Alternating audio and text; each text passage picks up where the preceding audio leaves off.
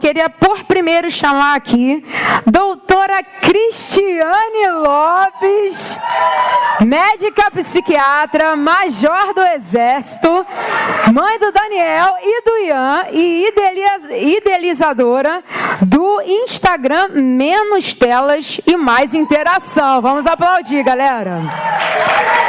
Segunda pessoa que eu quero chamar aqui, a doutoranda Simone Abreu, gente. Vem pra cá, doutoranda em Educação na Universidade de Colômbia, gente. Coordenadora executiva do PAIP da UFRJ, gente. É outro nível. E quero chamar aqui, gente, esse cara aqui, ele é o cara do estilo que está no nosso meio. Vamos lá, eu quero chamar aqui o mestre Rafael Santos, professor de língua portuguesa da Cristã Legacy School, cursou música no Seminário Batista, gente, do sul do Brasil, com ênfase em gestão de ministério e adoração, e é pastor do Ministério Profético de Música do Projeto Vida Nova de Irajá. Muito bom, queria que vocês dessem um aplauso maior aí. Vamos lá.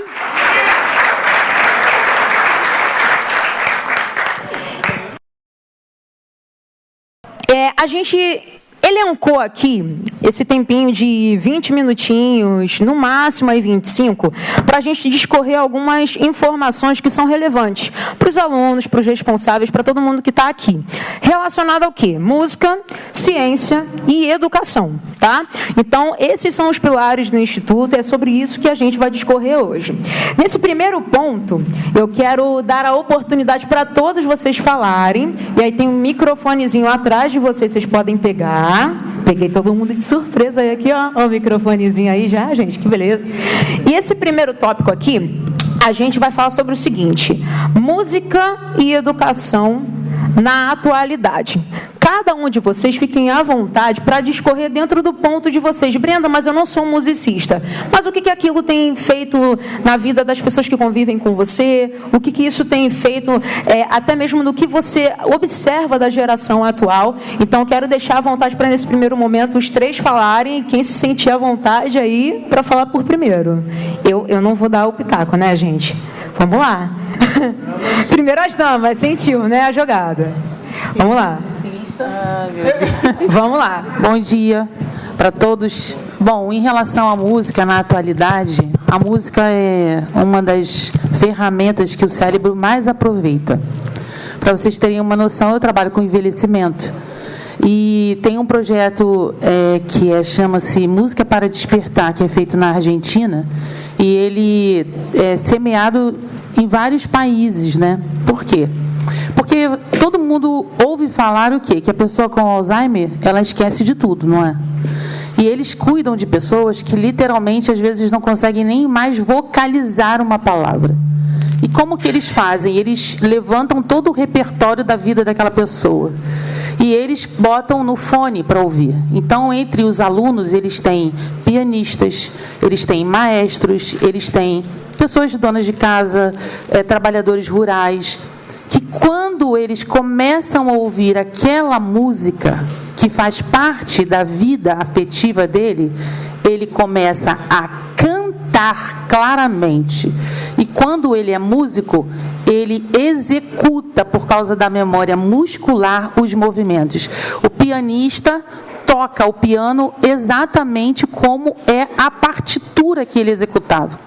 Então, a música é uma ferramenta criada no céu para nos manter conectados. Essa que é a verdade. E por que conectados? Por causa das nossas emoções. Porque a música, ela está carregada de harmonia, de ritmo, de... Como posso explicar de maneira simples? Uma batucada mexe com o corpo. Por que o funk faz tanto sucesso? Porque ele movimenta o corpo de dentro para fora. É quase que intuitivo. Você pode não gostar da letra, tira a letra, bota só aquela batida, daqui a pouco você está se requebrando. Não daquele jeito, mas alguma coisa vai estar movimentando. Porque a música traz um ritmo interno de dentro para fora. E isso, por quê?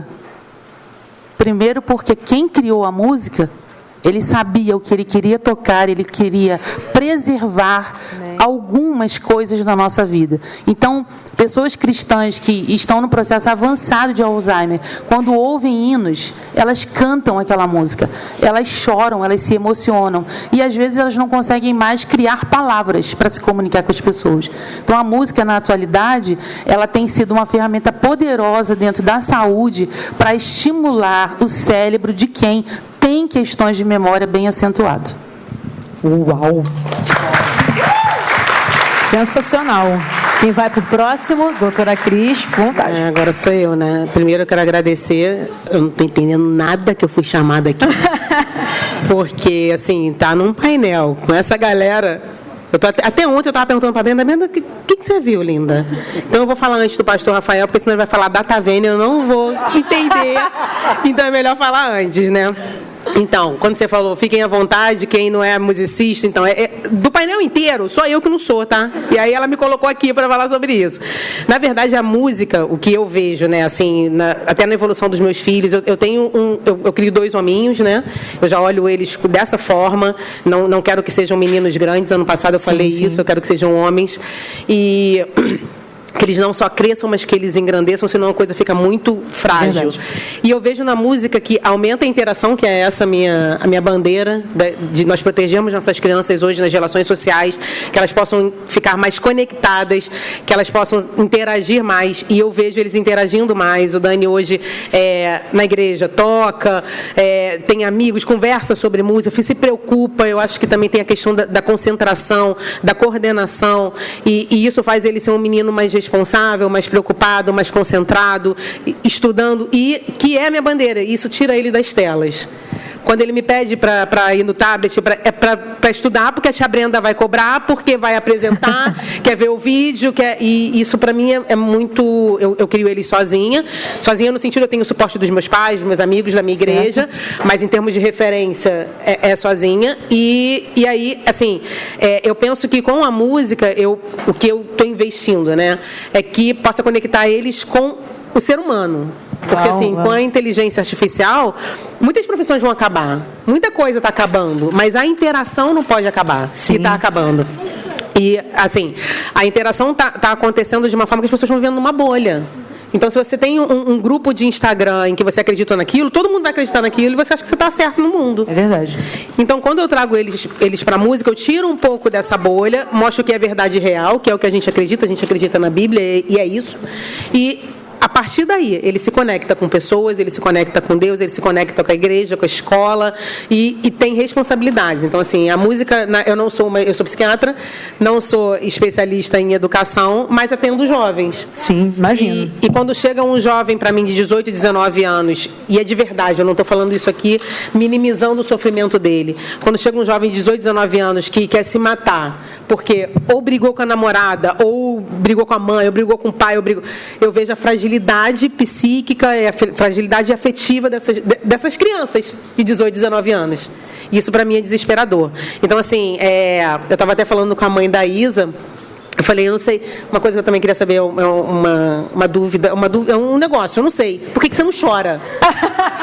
Eu não estou entendendo isso. Assim, porque eu estava falando com a mãe da Isa, eu choro com o filho dos outros, eu choro, não sei nem quem é a mãe, quem é o pai, eu estou chorando quando sobe. Por quê?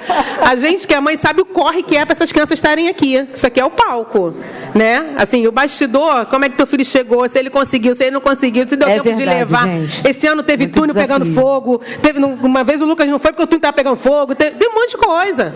Então, assim, quando a gente vê vocês aqui em cima, eu não sei, eu não entendi. Eu acho que a tua mãe chora por você e por ela para você dar uma organizada, né?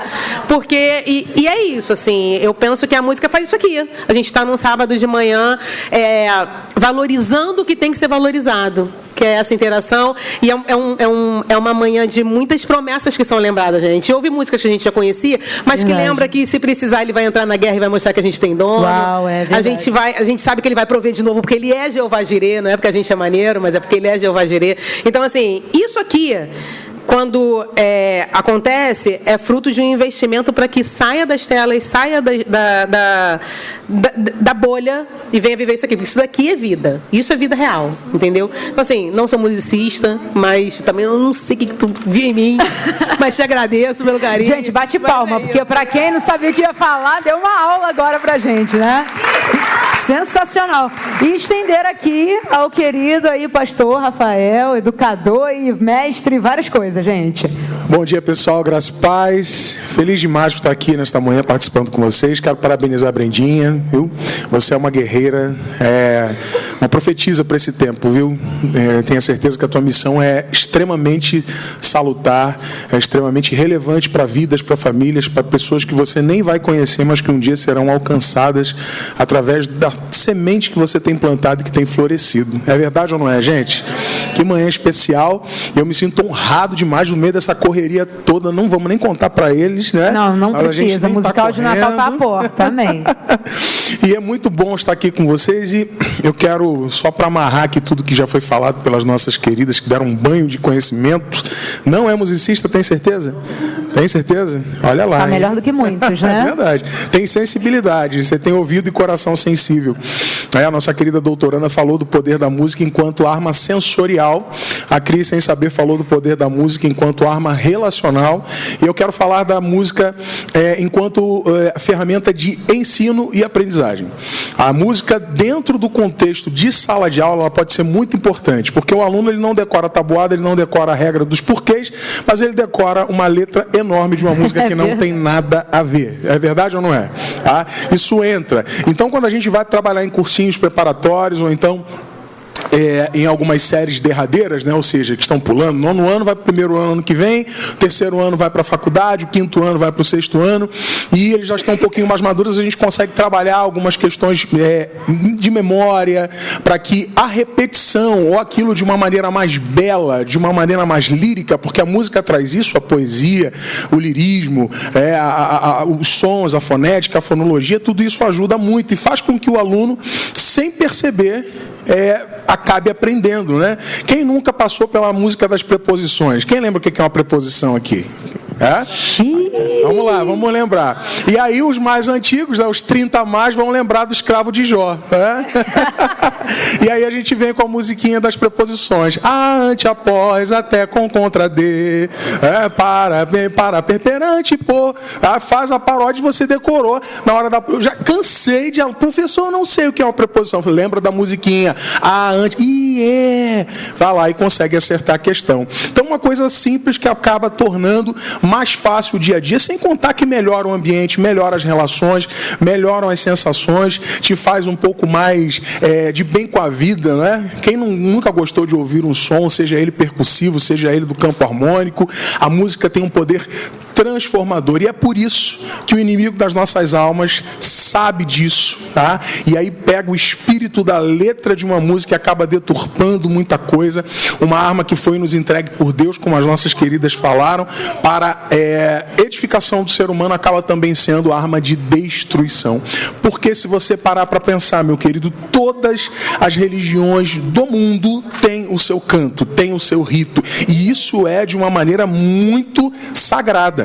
Tá? Pessoas se separam, não só nós que conhecemos ao Senhor, que professamos a fé cristã, se separam para a instrução do canto, ou da música, ou do instrumento, dentro do seu determinado nicho religioso. Quem é de outras religiões, matrizes africanas, o catolicismo, enfim, todas elas vão ter o seu campo da música ali de uma maneira muito destacada e representando muita coisa. Não é à toa que nós estamos aqui hoje sendo edificados nessa manhã por música e música boa. Então eu quero destacar a música neste cenário atual como contexto de ensino e aprendizagem, uma ferramenta poderosa e também algo que pode ser para destruição também, se não tivermos cuidado, mas que é uma arma poderosa para a edificação das nossas vidas.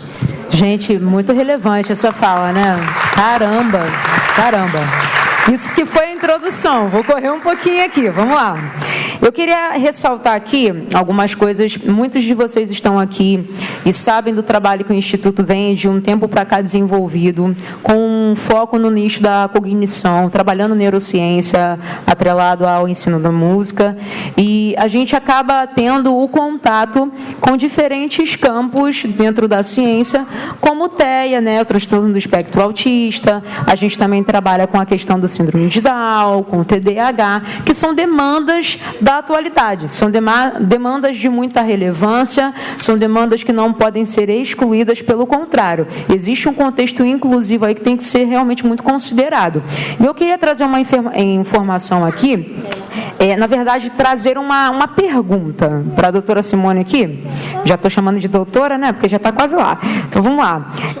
Como que você vê, minha amiga, a questão da música, pela vivência que eu tenho tido com muitos dos alunos que estão aqui, né, e os pais têm me relatado essa evolução no cognitivo deles com o passar do tempo, pelo simples fato de estarem semanalmente desenvolvendo uma disciplina, desenvolvendo realmente a atuação da preocupação, como a doutora Cris falou, né, da responsabilidade, isso vai desenvolvendo maturidade, tudo isso. Mas como que você vê, você que está atuando como enfermeira, mais no campo aí da saúde, como a música é associada ao pessoal que tem síndrome de Down, a galera que é TEA, que tem TDAH, até falo com o pessoal, né, que essas questões não separam eles da gente, não tem nada a ver isso. Infelizmente, ainda é levado de uma maneira muito desconsiderada pela falta de entendimento das pessoas, porque eles são como nós. Todos são iguais, gente. Eles só olham para o mundo de uma maneira diferente e que precisam ter uma atenção e uma dedicação compreendendo como eles pensam, como eles se relacionam com as pessoas, como eles gostam de aprender e de ouvir. Então, queria que você relatasse um pouquinho, porque com certeza você já teve um envolvimento nessa área, alguma experiência dentro disso. Bom, acho que para a gente falar sobre isso do hoje, a gente tem que ir lá atrás. Quando muitas pessoas aqui eram crianças, se achavam burras em alguma coisa. Eu trabalho com envelhecimento e é muito comum uma pessoa falar: não, eu sou burra, Simone. Você não sabe, Simone, não sei isso, não sei o que eu falo. Então, também não sei matemática, também não sei português. Não sei nada disso aí que você falou. Nem sei o que é. Aí eu falo assim, gente, na verdade a escola era um negócio que a gente tinha que entrar dentro. Não cabia gente diferente. Quando tinha alguém diferente, o que acontecia? O professor falava o quê? Exatamente isso. Você é muito burro. Eu estou te explicando, você não está entendendo. O que é a atualidade hoje? Nós estamos entendendo que nós sabemos pouco sobre os diferentes. E nunca nós tivemos estudos direcionados às pessoas que têm uma forma de pensar diferente. Eu não sabia que uma pessoa superdotada é uma pessoa que tem algum nível de autismo. Você sabia? Não. Você só sabia o quê? Que fulano é muito inteligente, aquilo ali é um crânio. Ele não conseguia se relacionar com as pessoas, ele tinha pouquíssimos amigos, ele só ficava dentro de alguma coisa, buscando determinada situação. Ele dominava aquele assunto, não desenvolvia relacionamento nenhum. Hoje a gente vê o quê? É possível, com estratégias, fazer com que ele aprenda a se relacionar. Porque a mente dele está lá na frente, enquanto a minha está aqui atrás. Não está nem aqui, está lá atrás. Eu conheço crianças que tinham 8 anos que estudavam os astros. Você fala assim, gente, como é que eu vou conversar com ele? Não tem que conversar. A mãe conseguia acompanhar. Eu falei, tu tem algum negocinho também, porque tu acompanha tudo. Às vezes nem a mãe, né? Sim, às vezes nem a mãe. Não, era o avô. O avô dele fez diagnóstico já na terceira idade. Por quê, gente? O diagnóstico é recente. Entendeu? Porque explodiu o número de casos? Não, porque antes a gente não olhava, a gente só dizia que o fulano era muito diferente. Antes não se tinha instrução. Justamente. E acham que hoje se aumentam os casos de autismo. Não. Não é que a gente consegue, hoje, entre aspas, classificar. Né? Mas o que a gente tinha? Aquele fulaninho é superdotado. Vamos olhar agora os superdotados. O que a maioria deles apresentam? Algum nível de autismo. Eles têm um hiperfoco e eles trabalham aquilo.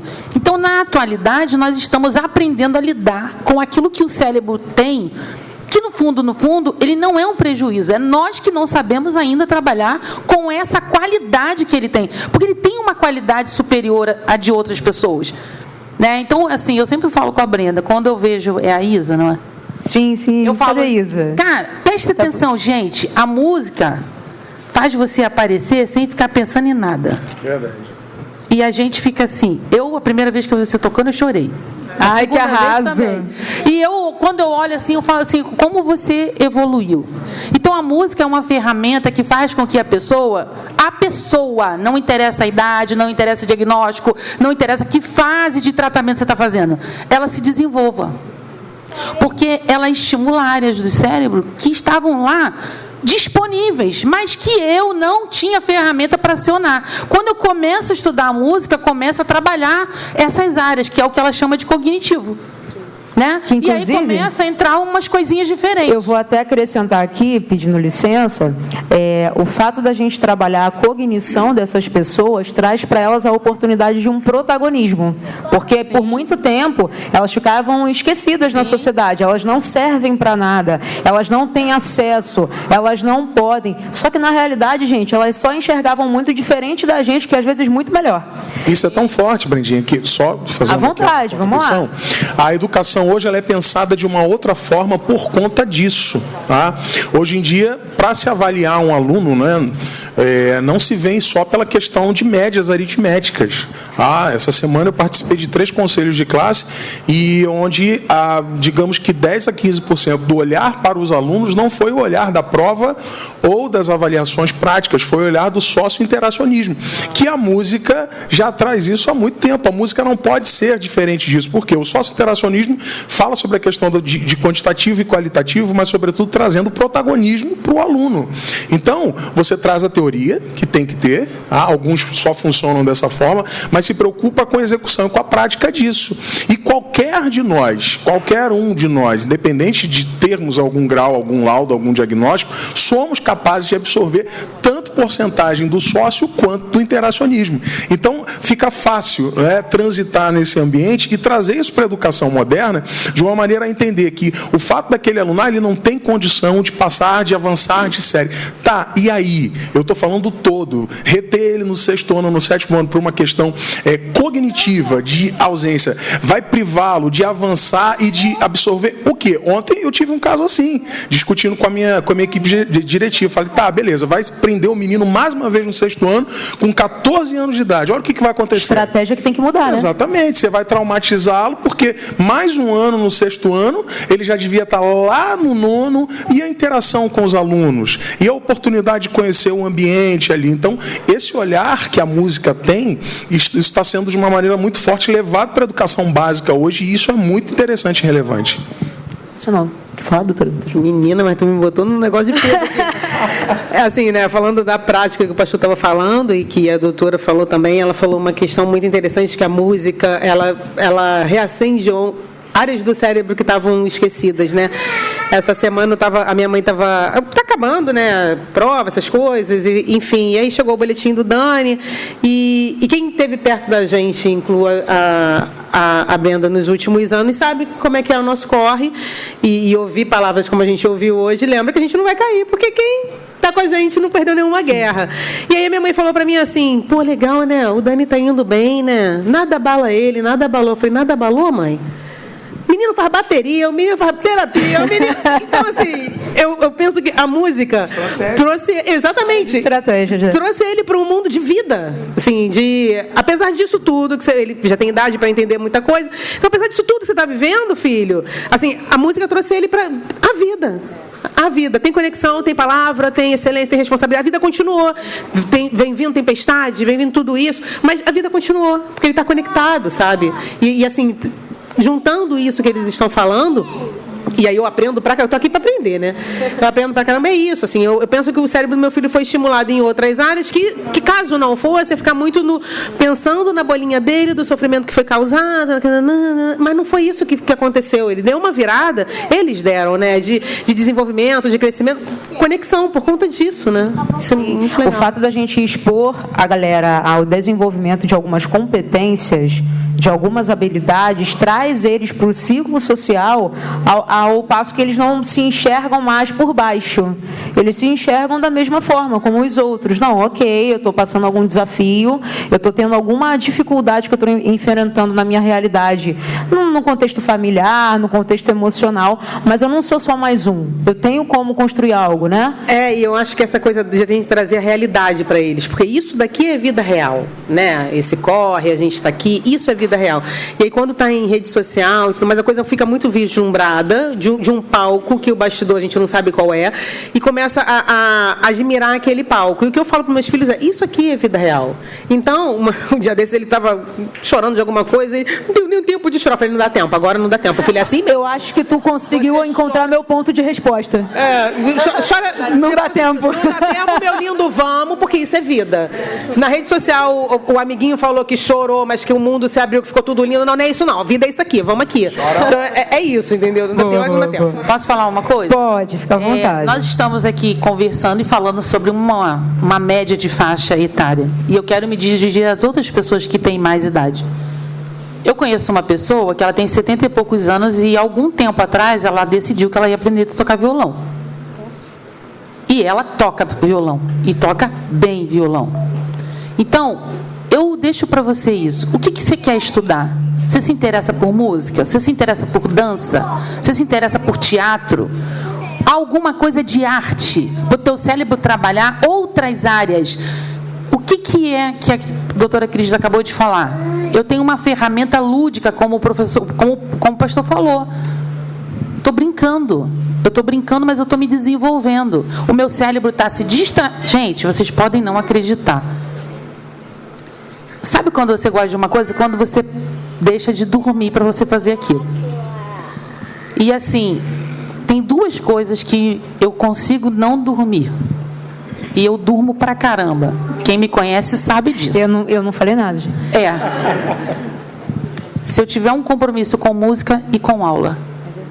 Então, você pode descobrir novas coisas que você gosta de fazer. E você se proporcionar um desenvolvimento que você estava considerando assim, eu estou velho, sei lá, eu estou levando meu neto para fazer a aula, eu não estou dizendo que você tem que aprender bateria, mas às vezes você quer cantar, às vezes você quer dançar, você quer aprender a jogar baralho que você nunca jogou, você quer aprender a jogar bola que você nunca jogou. Gente, tem gente que trabalha com pessoas com mais idade, do mesmo jeito que a Brenda está se desenvolvendo com outras características de criança, de adolescente, existem outros profissionais que já trabalham com o pessoal que tem mais idade. Então, ao invés de ensinar um negócio em 1 mês, vai ensinar em 3. Mas você vai aprender.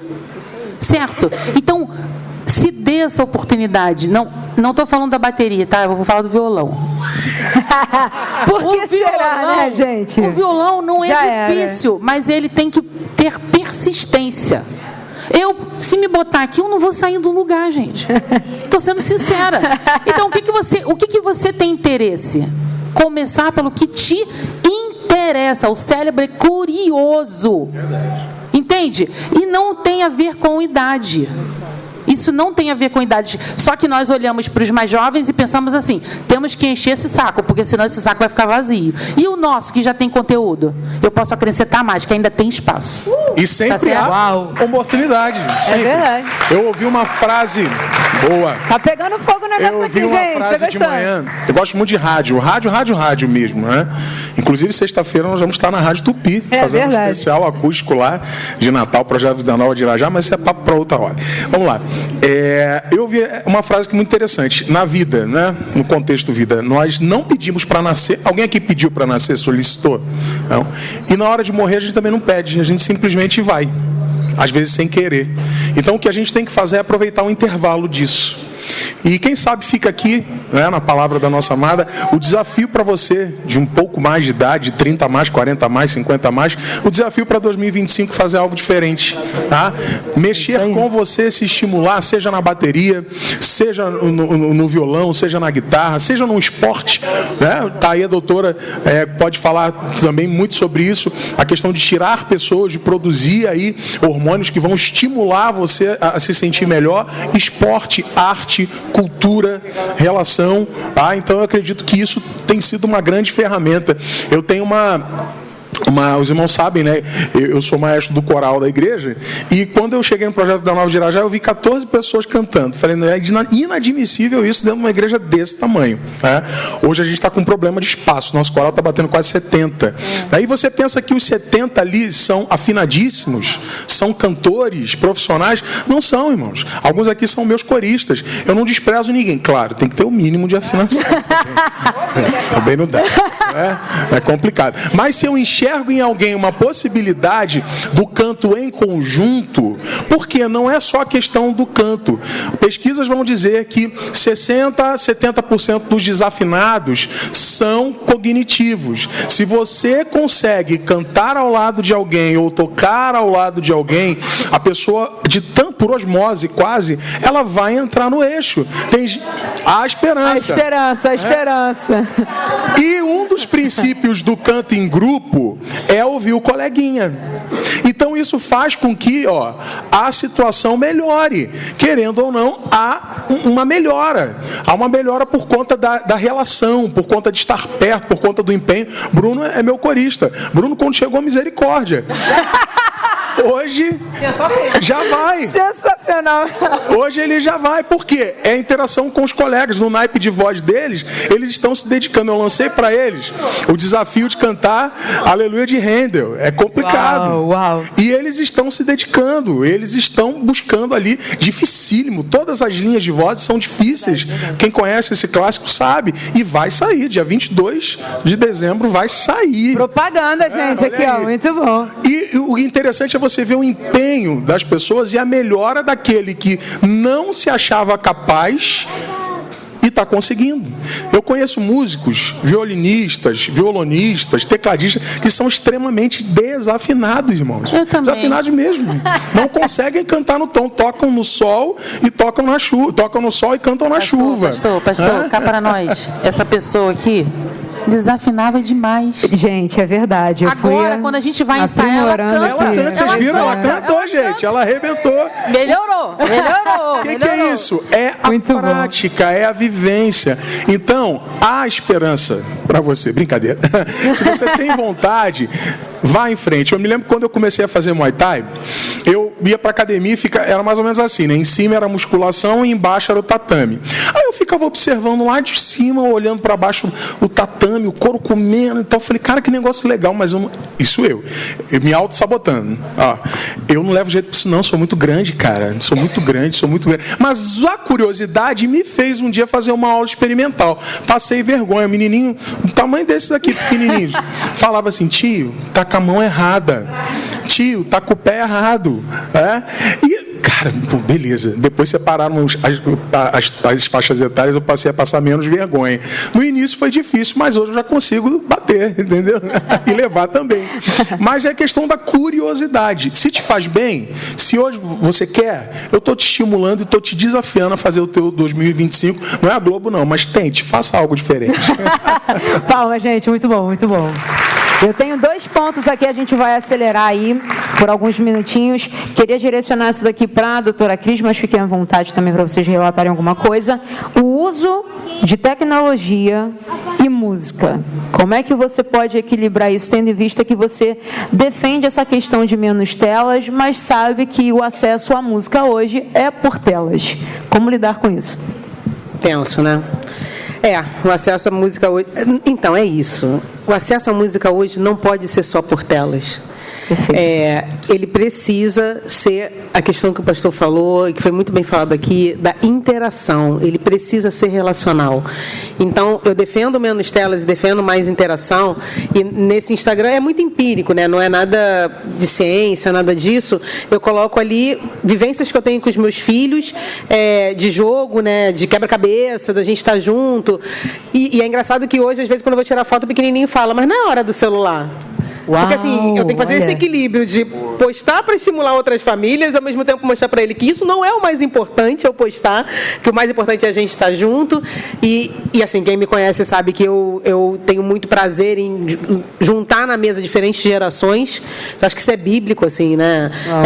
Vão passando, né? E isso, a memória precisa ser perpetuada. Então, quando eu junto minha mãe, meu pai, amigos da minha mãe, jogando com as crianças, é um negócio que me dá muito prazer. Assim, eu filmo, eu estimulo e tudo mais.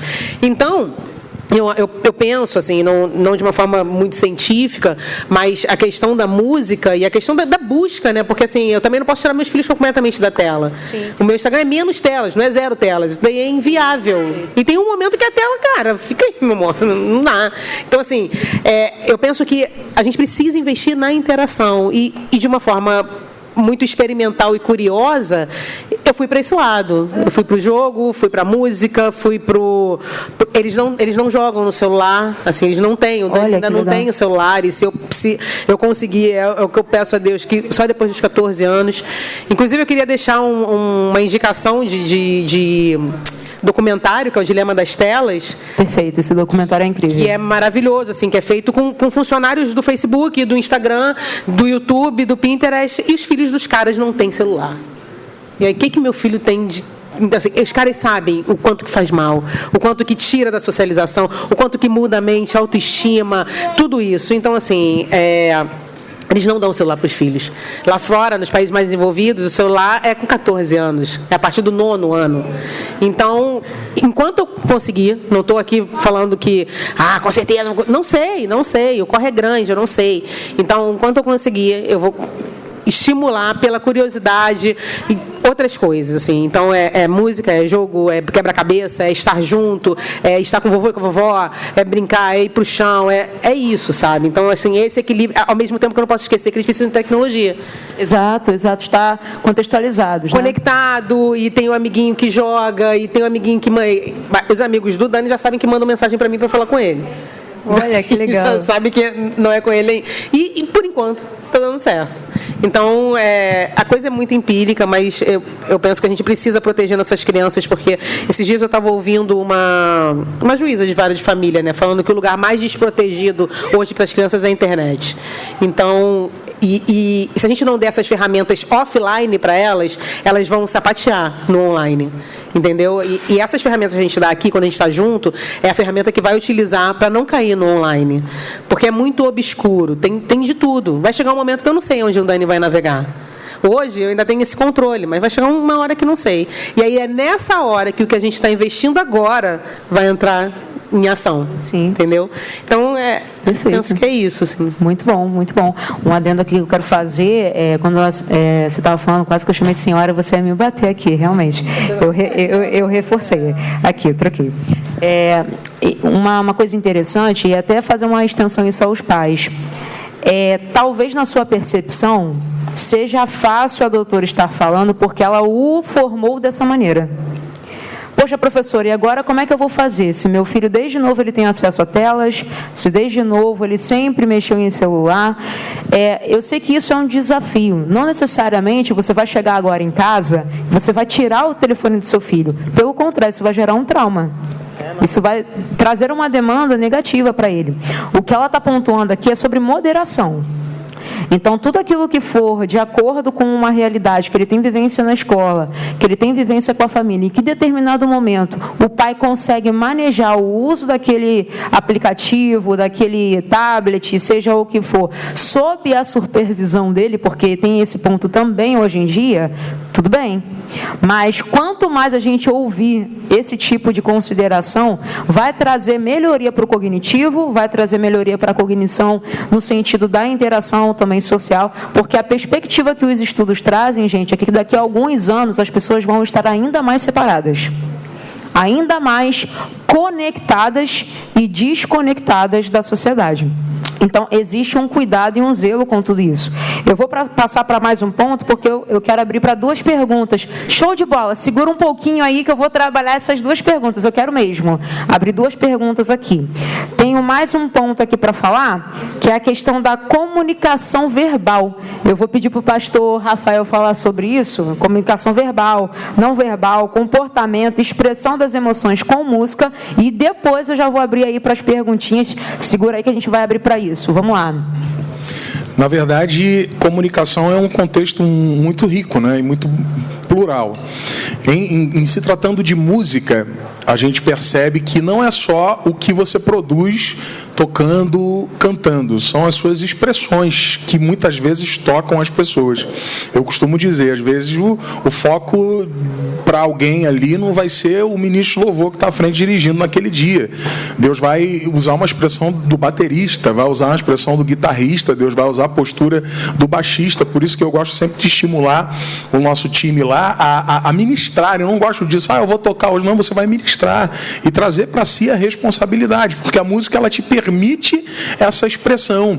E a expressão, muitas vezes, toca muito mais do que o seu som. Estou dizendo que você vai fazer uma porcaria, tá? Veja bem, e vai, né, na melhor das suas performances. Não é a junção. Você aglutina a tua técnica aos teus sentidos e aquilo que você pode se comunicar, às vezes, sem falar nada. Por exemplo, cadê o Hanan? Guardei o nome dele, eu gostei, ele já foi? Mas a expressão dele me tocou demais. O jeito com que ele tocava ali, teve uma hora que eu zerei a questão do que ele estava tocando e fiquei prestando atenção na expressão, no sentimento daquilo que ele passava, na veracidade daquilo que se passava. A mesma coisa aqueles que executam o canto. Não adianta nada você cantar que está alegre assim, carrancudo, não tem como. Não existe isso, né? Para quem trabalha com a dança, dançando, não tem como, você vai assustar a pessoa. Tá tocando a tua bateria ali querendo matar a pessoa. Não dá. Não dá. A comunicação não verbal, o que é isso? Sem palavras. Paulo nos chamou, o apóstolo, intimidade, né? Paulo, né? O apóstolo Paulo viveu há muito tempo atrás. Nos chamou de cartas vivas. O que são cartas vivas? É aquilo que você lê e aquilo faz uma diferença total na sua vida. E ser carta viva, às vezes, não é falar nada. Às vezes é simplesmente a tua expressão, o teu som. E quando a gente fala de expressividade, gente, comunicação não verbal, não é aquela coisa exagerada, não é aquela coisa caricata. Tem alguns cantores, alguns músicos são caricatos. Parece até aquele programa antigo, né, do Silvio Santos, né? Qual é a música? Que aparecia o pessoal fazendo caras de boca. Não é isso. Mas é uma expressão sincera que te remete ao que você está tocando. A letra, ela dá espírito à tua música, veja bem, tá? E o espírito dessa letra, como eu falei, eu aprendi isso há muito tempo atrás, eu guardei isso. É o espírito da letra que faz toda a diferença. Quem compôs? Em que contexto foi composto? A quem foi dedicado? Existem canções lindíssimas cujo espírito da letra, cujo espírito verbal, isso é forte, tá? Está enterrado em lugares de feitiçaria, de magia. Isso compete? Isso fica bem para nós? Não. Isso traz alguns tipos de nota, algumas intenções que são totalmente para baixo, são totalmente, a gente sabe, né? As escalas maiores e menores, as notas maiores e menores, dão aquela entonação que te coloca meio para baixo. Então, a música, gente, é uma ciência.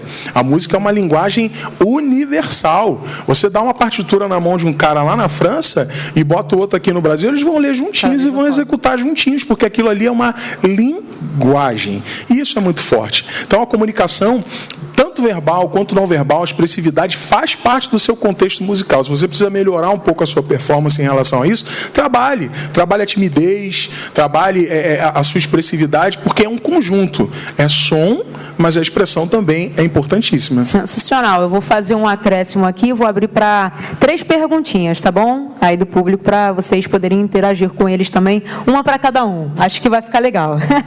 Eu quero fazer só um acréscimo. Dentro da minha realidade de aulas, alguns alunos já perceberam que na entradinha, né, a gente vai fazendo o esquema de fazer um termômetro das emoções. Muitos deles não começam a aula sem antes mencionar como eles estão se sentindo, o que eles vivenciaram há minutos, há horas atrás, porque isso até mesmo influencia no momento em que eu vou estar lecionando, que eu vou estar ensinando alguma coisa. Para mim vai ser muito desafiador chegar para um aluno com toda uma construção de repertório montada e o aluno ter vivenciado uma realidade de crise de ansiedade há minutos atrás. Ele não vai absorver aquilo dali. Então, eu preciso adequar através de estratégias, trabalhando cognição, trabalhando música, trabalhando ferramentas que foram faladas aqui, como eu vou lidar com aquilo. E como eu enxergo isso? Através de uma expressão, que não necessariamente é verbalizada. Às vezes ele chega com o ombro mais para baixo, às vezes ele chega com o olho um pouquinho lacrimejando. A gente que na vivência, né? Exatamente. Na vivência, a gente consegue perceber pelo comportamento como como aquele adulto, como aquela criança, porque eu não estou falando aqui relacionado somente a crianças, a gente consegue perceber, pela demanda de convivência, como aquela pessoa está, aquele indivíduo está. E dentro disso a gente faz uma adequação para que, ainda naquele dia, ele consiga fazer avanços significativos e ele saia dali tendo aquela sensação, sabe, de missão cumprida. Não uma sensação de que eu fui, poxa, por conta daquilo dali, eu não vou conseguir aprender nada hoje. Não. A todo momento existe esse cuidado nas aulas, né? Então, eu quero, assim, abrir aqui para 3 perguntinhas. Já tem ali a Marta para perguntar. Se alguém mais quiser, depois pode levantar a mão, que eu vejo com o pessoal ali do som, para pegar esse microfone, por favor, que tá com bateria baixa. Não tem problema, pode usar o meu aqui. Pode acrescentar algo. Acrescentar, você estava falando isso da questão das emoções. Agora eu vou falar com um psiquiatra, né? Por favor. Que você está falando dessa questão das emoções, isso é muito... Isso é muito científico, porque quando você dá nome às suas emoções, isso dá uma aliviada. E você consegue reorganizar o que você está sentindo, por que você está sentindo, o que houve e tudo mais. E, assim, isso não é estimulado hoje nas relações.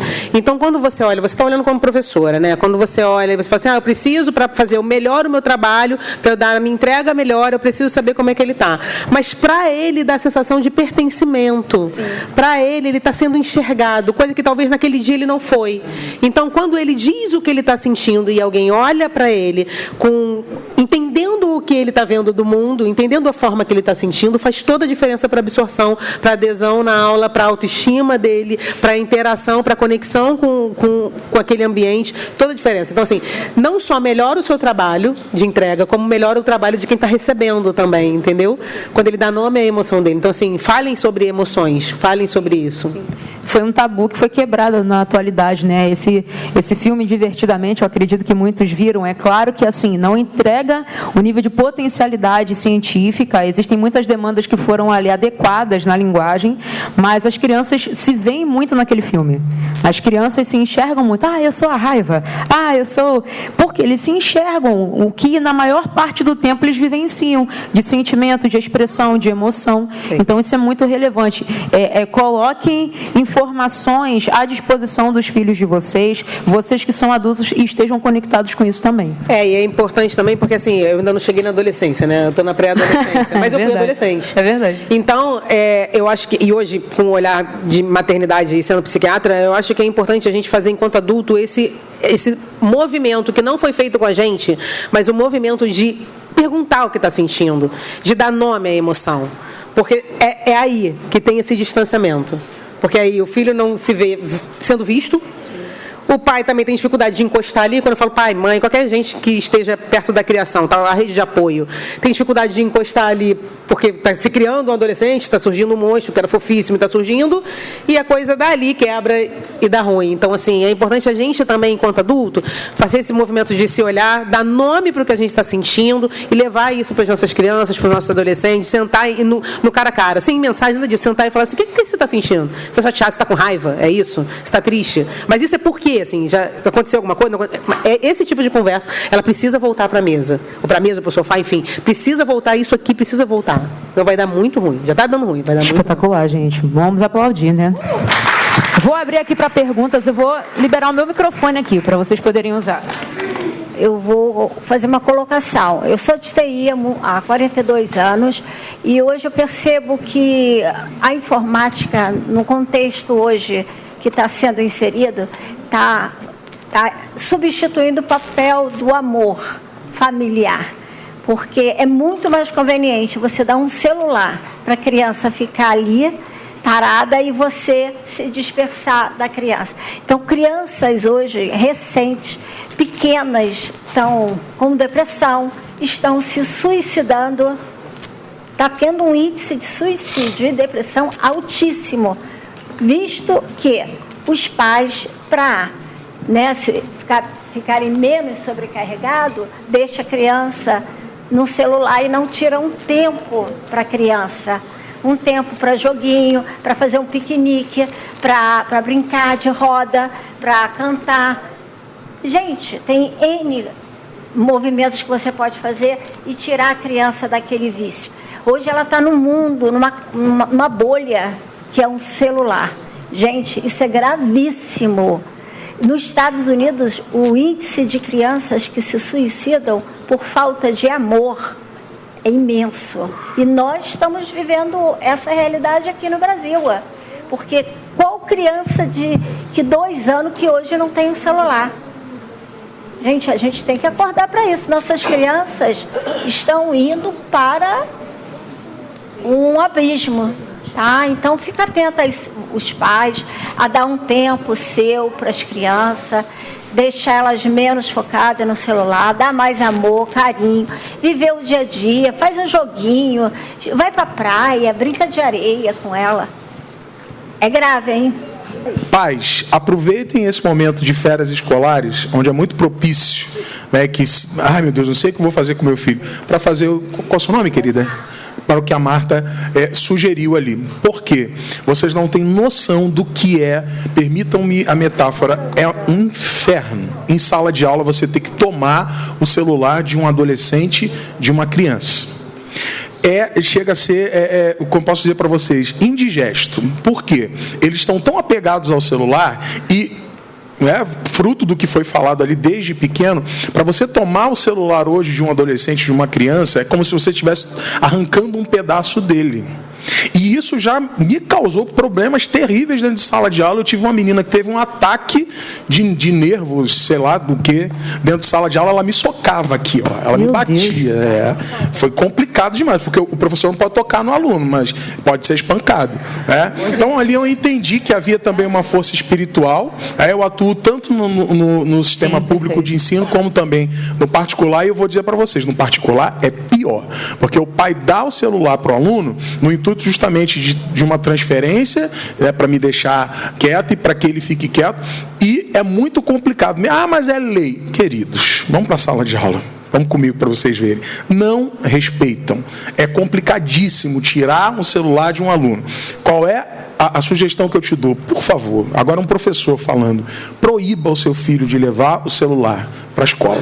Mas só na hora do recreio. Isso não funciona. Ele mexe o tempo todo e depois, na hora do rendimento escolar, na hora do resultado, vai acontecer como está acontecendo essa semana. Uma perturbação na nossa cabeça, porque o aluno faz tudo, menos o que tem que ser feito. Está vindo uma lei a nível nacional aí para proibir celulares nas escolas, a nível Brasil. Então, isso pode dar muito problema, como suicídio, como descontrole. Isso já acontece. A doutora sabe do que eu estou falando. Então, por favor. Mas a andorinha só não faz verão. Faça a sua parte para apagar esse incêndio. Desmama o teu filho agora no período de férias, conscientiza ele. Mas se acontecer alguma coisa, querido, você tem o telefone da escola, a coordenação, a supervisão, você não vai colocar teu filho em qualquer lugar. Então, se acontecer alguma coisa, se precisar falar com seu filho, você vai ligar para a coordenação, para a supervisão, alguém vai te atender, alguém vai lá buscar ele. Escola é um ambiente para estudo. Isso está se perdendo e nós vamos colher as consequências se não mudarmos o nosso posicionamento. Fica aqui o meu apelo, viu? Muito bom, muito bom. Eu tenho 5 minutinhos para a gente passar para a nossa reta final. Eu quero abrir para mais 2 perguntas e aí estendendo para um deles aqui. Quem deseja fazer uma pergunta? Alguém deseja fazer uma colocação, não necessariamente uma pergunta. Alguém? Você quer fazer uma colocação? Gente, ela animou, gente. Olha isso, palmas, ela animou. Ela quer falar, Brasil. Pode deixar, pode falar. Não, esse apelo que o pastor fez, ele é muito importante, porque assim, no Dilema das Redes deixa muito claro isso, né? Essa relação da criança e do adolescente com o celular não é inocente. Essa relação ela é estimulada. Assim como foi estimulada há anos atrás a relação do paciente com o cigarro, que é feito um maço por dia e tudo mais, é feito para causar dependência. As propagandas eram propagandas com mulheres muito poderosas, com homens muito poderosos. Aí depois se viu que o cigarro era ruim e tal, aí começa a colocar no maço de cigarro imagens ruins e tudo mais. A relação da criança, a relação do adolescente e do adulto também, com o celular, ela é estimulada pelas empresas. Para muitos adultos também, vale ressaltar isso aí. Sim, verdade. Do Facebook, Instagram. A questão do algoritmo não é... ele gosta disso, mamãe. Não é inocente. É feito para isso. É feito para ter essa reação quando tira. Porque o sistema de recompensa cerebral, que traz prazer, que traz memória, que gera dopamina para a cocaína, é a mesma para a cocaína, para a maconha, para o celular, para o jogo de aposta, para tudo isso. É o mesmo. Então, assim, o neurotransmissor... Tem fotos, né, por exemplo, de PET scan, que são as imagens do cérebro enquanto alguém está jogando no celular, quando está fazendo compras, quando está passando o feed, é a mesma região que acende. Então, isso é feito... E assim, no documentário fala isso, né? Não só isso que eu estou falando, mas fala que os únicos dois mercados que chamam o cliente de usuário é o mercado de software e o mercado de drogas, que é o mercado de usuário. Então, assim, tá de graça. Não está de graça. É o seu tempo que está sendo vendido, é o seu tempo que eu estou querendo. E aí eu vou botar propaganda, eu vou estimular, eu vou falar para você que é importante para o seu filho que ele tenha celular, que ele saiba fazer as melhores coisas, que ele saiba com o celular. Então, assim, isso não é inocente. O apelo que o pastor está fazendo é sério. E é isso. Já tem adolescente sendo internado por dependência de celular. E aí a gente, enquanto adulto, e aí por isso que eu peço sabedoria a Deus, porque assim, eu não sei quanto tempo eu vou conseguir deixar meu filho sem celular, mas porque o corre é muito grande, não é tão fácil assim, você conseguir outras coisas para fazer. Você está trabalhando, ele está em casa, ele está de férias, agora eu ainda estou... Não, agora eu estou... E às vezes precisa de comunicação também, em algum lugar, é natural acontecer. Sim. Então, assim, a busca por esse equilíbrio é muito sério. Hoje eu estava conversando com ele isso, assim, a guerra dele é muito maior do que a que eu tive. Eu não tinha celular, sabia nem o que era isso. E se acontecesse alguma coisa na rua, tinha que ser do orelhão, tinha que ter ficha para avisar para minha mãe. Então, assim, o negócio é muito louco, porque a gente entrega achando que é uma coisa boa, e tem função boa também, sim. Só que o que é investido é para que cause, de fato, a dependência. Então, para causar a dependência, vai ter estrago. Se o objetivo é esse, causar dependência, porque aí dá mais dinheiro e daí não sai dali, é o mesmo mercado. Pode ser chocante eu falar isso, mas é o mesmo linha de raciocínio do mercado de drogas. É a mesma linha de raciocínio. Eu já atendi gente que trabalhou no tráfico e aí o rapaz falou, eu não estou conseguindo parar de usar. O dono do tráfico falou, vai se tratar e sai do trabalho, porque isso vai te fazer mal. Não usava. E ele falou, ele vai fazer inglês, ele vai fazer isso, porque eu sei que faz mal. Mas é o meu trabalho. Então, assim, isso no CAPES de Nova Iguaçu. Eu recebi paciente assim. Então, a mesma linha de raciocínio é para o uso de celular. Então, esse é um apelo muito sério. Quero fazer uma colocação aqui e, enfim, né? Está aberto aqui para perguntas. A gente ainda tem 2 minutinhos para a gente passar para a parte final. Mas eu já pude trabalhar por 6 anos como social media e trabalhar muito com essa dinâmica das redes, o estudo de algoritmos, análise dentro desse contexto tecnológico, vamos dizer assim. E eu percebo algo, eu creio que todos vocês aqui vão reforçar a minha fala. Pessoas modelam comportamentos. E pessoas modelam comportamentos de pessoas, então eu posso modelar o comportamento dela. O que é modelar? Eu posso olhar algo que ela está fazendo, achar interessante, absorver e imitar. Porém, eu também posso fazer, como por osmose, uma imitação pela minha convivência e acabar convivendo com aquilo e tornar a fazer. Só que isso não está relacionado só para criança.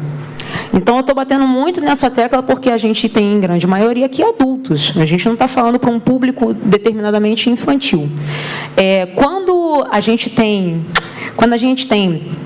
crianças observando os pais, observando os mais velhos, adolescentes observando os mais velhos, adultos observando adultos, o nosso comportamento dita muito do que o outro está fazendo também. Não que o outro tenha que se basear por nós, mas a gente tem que perceber também aquilo que a gente está fazendo, como nós estamos nos comportando, porque isso vai influenciar. Então, pensem comigo, se você vai para o seu quarto com o celular e o seu filho vê aquele comportamento, ele vai replicar aquele comportamento. Se o seu esposo está vendo a sua esposa, ou, enfim, vice-versa, a todo momento mexendo no celular, e às vezes numa conversa de família, num jantar, o celular, por algum minuto, está regendo ao ponto de ficarem em silêncio, isso vai modelar comportamento. Então, a extensão do que eles estão falando aqui, vejam bem, nós não estamos pregando uma descontextualização, uma saída do cenário global, não, gente. É um cuidado envolvendo saúde, envolvendo tecnologia, envolvendo educação, envolvendo música. Nós precisamos moderar. tudo com moderação. A própria palavra de Deus diz, né, que a gente precisa fazer tudo com moderação, porque dentro disso Deus ordena a bênção, Deus traz crescimento, Deus traz prosperidade. Então, aos pais, aos casais, aos filhos, aos maridos e aos avós, tomem cuidado com as suas atitudes, principalmente no que diz respeito a comportamento e ao uso de telas. Isso influencia toda uma geração, né? Alguém quer? À vontade. Quem me conhece sabe que eu não canto parabéns para você, meu assovio é desafinado. Eu sou totalmente... Mas tenho 2 filhos que são musicais, né? E eu queria saber, por exemplo, essa semana, até o pastor Rafael falou, né, da musiquinha e tal. Eu estava estudando com o Lucas, e aí eu comecei a cantar uma música. E a música ficou, eu gravei, né? O liberalismo enfim, não vou cantar para não deixar ninguém sofrendo. Mas eu queria saber, porque assim, a gente vê pós-Covid, tem muita gente falando assim, eu estou com um desafio na minha memória, e eu vejo isso, meus pais, eu que sempre tive uma memória excelente, e eu vejo, caramba, memória de curto prazo até, eu falei, não, eu vou testar aqui para ver o que eu consigo. Uma coisa que aconteceu, eu falei assim, gente, não é possível, eu não estou maluca. Deixa eu pensar, eu vou forçar a minha memória para trazer aqui e lembrar determinada situação. E eu queria que vocês dissessem, porque assim, a música tem um poder enorme. E quando eu cantei, até o Rodrigo estava falando assim, nossa, o pastor Rafael estava falando, ele estava lembrando da música que eu inventei para estudar com o Lucas. E eu queria saber quais são as outras formas, usando a música, dado que a música tem um potencial, para ativar a memória, não só do jovem, para ajudar os pais nesse processo de aprendizado, né, com a criança, com o adolescente, e também para as pessoas de mais idade, né, 30 mais, principalmente 40 mais, 50 mais, que eu chegou minha hora. Então eu queria saber isso. E assim, parabenizar, porque tá uma delícia a gente escutar vocês, viu? Muito bom. A forma que você pode trabalhar a música para você estimular a sua memória, a primeira coisa é fazer o diagnóstico de repertório. O que você gosta de ouvir? O que teu pai gosta de ouvir? O que tua mãe... Por exemplo, a minha mãe ouve as mesmas músicas todo santo dia. Ela canta no culto dela pessoal todos os hinos da APA, da Igreja Batista, ela da Presbiteriana, ela canta tudo. Gente, a minha sobrinha, tia... Eu sei todos aqueles hinos que canta lá na minha igreja, que ela mudou de igreja e foi para a Assembleia de Deus. Quando chegou lá, ela falou, meu Deus, eu sei isso aqui tudo. Por quê? Por causa da minha mãe. Então, tem muitos hinos da harpa que eu sei por causa da minha mãe. Então, se eu chegar de manhã lá, eu vou ouvir o repertório dela. Qual é o repertório dela? Qual é o repertório que te pertence? A criança tem repertório. Eu era uma criança que tinha repertório. Eu tinha um disco que contava todas as histórias da Bíblia. E tinha música, tinha sonoplastia, e aquilo era uma imaginação total na minha cabeça. Eu vivia aquilo que eu estava ouvindo. Elas não cantavam, elas narravam a história bíblica. Só que com sons do ambiente, som do mato, som do leão rugindo e de Davi fazendo não sei o quê, aquela coisa. E eu falo com vocês e estou vendo aquela bolacha verde rodando no toca-disco. Vocês estão entendendo? E aí, essas músicas, se tocarem de novo, eu vou saber todas elas. Então, qual é o repertório? Então, em cima do repertório, o que posso fazer com o repertório? Vamos pensar essa música. Essa semana eu estava vendo que todo mundo conhece aquela... Olha só, esquece igreja agora. Eu quero você como eu quero. Lembra dessa música? Todo mundo sabe, não é? O teor dessa mensagem dita é de uma pessoa possessiva e de um relacionamento abusivo. Isso é muito sério, gente. Estou sendo sincera, nunca tinha pensado nisso. Eu nunca tinha pensado nisso. Quando eu li, eu falei assim, meu Deus, nunca tinha pensado nisso. Mas, mês passado, eu dei uma aula e eu peguei uma música do Skank para falar sobre memória, sobre o cuidado de quem perde a memória. Que ele fala, quando eu estiver louco, subitamente se afaste. Sabe, é tipo assim, e quando eu estiver doido, perdido, não me mate dentro de você. Sabe o que ele está querendo dizer? Aplicado à minha aula. Vai ter momentos em que o surto é tão grande que você tem que lembrar de quem é aquela pessoa, senão você arrebenta ela. E estou falando de processo de doença. De processo de doença. Então, primeira coisa, qual é o repertório? Segundo, vamos pensar sobre esse repertório. Gente, outro dia eu estava vendo a entrevista de um cara desses de samba, que eu não vou saber quem é, mas ele falou assim, olha, todo mundo canta essa música está falando de suicídio. A Legião Urbana tem um monte de música que fala de suicídio. E nós sabemos a música toda. Crente, não crente, não interessa. Está aqui, está no nosso cérebro. E a gente cantou e canta sem pensar. Então, levanta a mão, uma estratégia é, vamos pensar sobre quem é aquele cantor, quem é aquele compositor. Vamos analisar. Existe uma música da Rita Lee que ela fala que ela quer ver o corpo dela passar. E teve uma idosa no nosso grupo, a gente tem um grupo musical, e ela pediu para cantar essa música. Eu falei assim, garota, ela está falando que ela está vendo da janela o corpo dela passando. Ela, mas é isso mesmo, Simone. É que o pessoal canta porque é romântica. O ritmo é romântico. Entendeu? Mas ela estava falando de vê-la morta. E isso é uma música extremamente conhecida da Rita Lee, que todo mundo canta como se fosse uma coisa normal, que tem uma harmonia, como ele falou, tem o acorde certo, juntou tudo certo. Você emocionalmente não interpreta aquela letra, você interpreta a harmonia. A harmonia te faz sentir bem, então você não para raciocinar a letra. Então, a estimulação cognitiva vem do momento em que você pega esse repertório, vamos mexer, botar feijão, arroz, macarrão, o que tu tiver dentro de casa, ali dentro, para você esmiuçar aquilo ali. Você aí começa a entender. Pô, eu nunca pensei que isso aqui era isso. Sabe quantas vezes eu já fiz isso? Várias vezes. Sabe, as mulheres gostam muito das músicas da Alcione. Aí eu falo assim, eu trabalho com gente idosa, gente. Gente, pelo amor de Deus, é uma música de força, de cornidão, que não sei o que vocês querem com isso. Aí elas falam assim, mas Simone, essa música é nossa vida. Pô, que vida é essa, meu Deus? É uma vida muito ruim. E olha como é que é interessante, ela consegue fazer diferença dentro disso, né? Isso é você está entendendo? Só que o que acontece? O que é o sertanejo? Hoje. É a mesma coisa. Sofrência, o tempo inteiro, né? A sofrência não é sofrência. É você tripudiar o outro. É você maltratar o outro. É você, desculpa a expressão, dar a pernada no outro. E sair bem. Ontem eu estava no mercado e estava ouvindo que existe Amor Diamante, uma música de pagode. Falei, gente, é isso mesmo que eu estou ouvindo. Aí fiquei parada assim, pensando assim. Aí eu fiquei prestando atenção, ele cantou de novo. Existe amor de fé e existe... Ah, muito obrigada. E existe amor diamante. Eu não sei nem quem é que canta, mas estava cantando no mercado. Misericórdia, veja só. Aí você vai falar assim, por que você presta atenção? Não sei. Mas o povo não interpreta, isso é um mal do brasileiro em geral. O pessoal não interpreta texto. Se você parar para interpretar texto, você vai compor o teu repertório e vai fazer a seleção.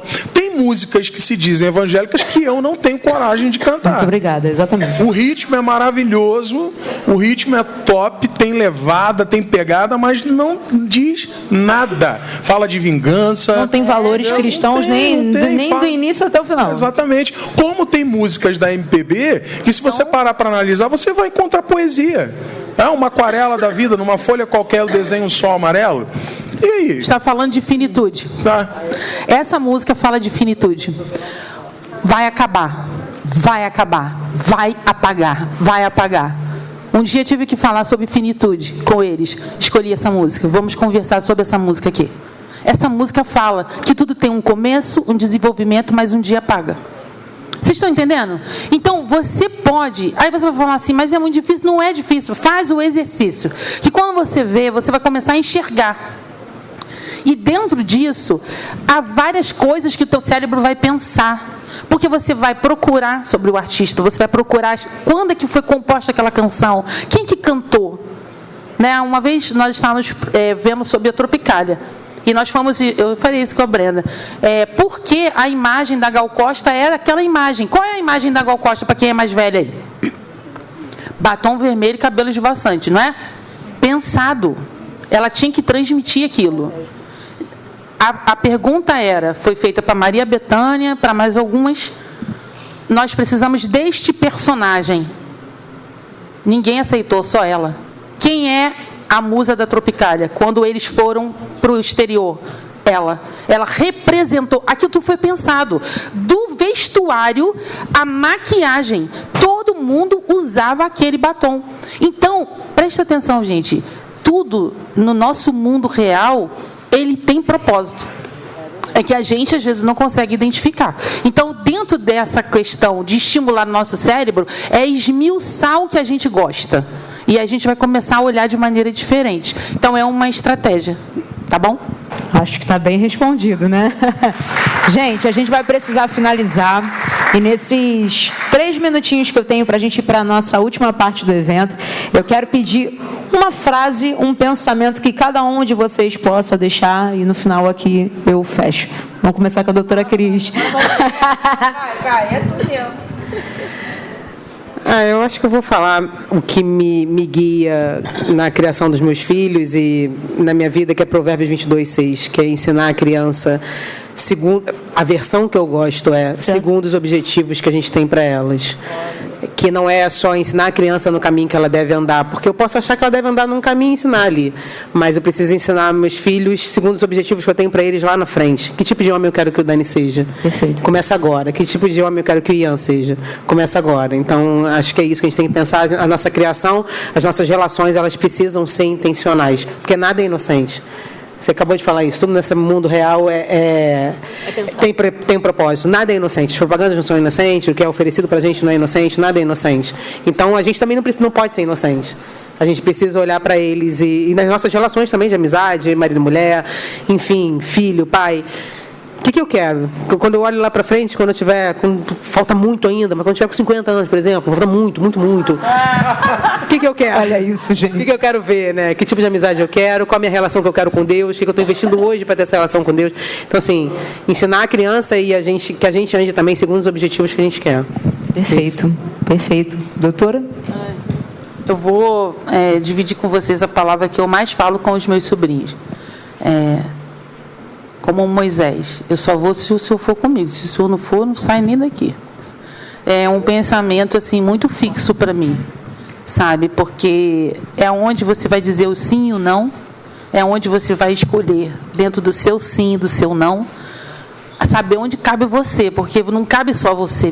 Eu falei isso ontem na mesa com meu sobrinho. Tem que caber o Espírito Santo, porque a Bíblia diz que ele foi nos dado como companheiro. Então eu falei para ele assim, cara, vão te oferecer de tudo que você possa imaginar, que você nunca pensou na tua vida. Você pensa, cabe com quem eu ando esse lugar?